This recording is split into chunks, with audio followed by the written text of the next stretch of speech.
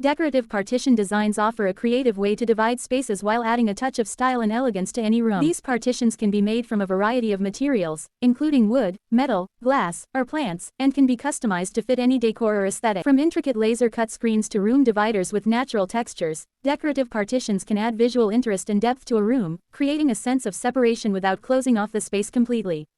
They can also serve as a functional element, separating different areas of a space while maintaining an open and airy feel. For example, a decorative partition can be used to divide a living room from a dining area, or to create a private workspace in a home office. Whether used in a modern office, a cozy home, or a trendy restaurant, decorative partitions can enhance the ambiance and create a unique visual experience. With endless design possibilities, decorative partitions can be tailored to suit any style or purpose, making them a versatile and attractive solution for dividing spaces. Some popular designs include sliding panels, folding screens, and room dividers with unique patterns or textures. By incorporating a decorative partition into your space, you can create a beautiful and functional division that adds character and charm to your interior design.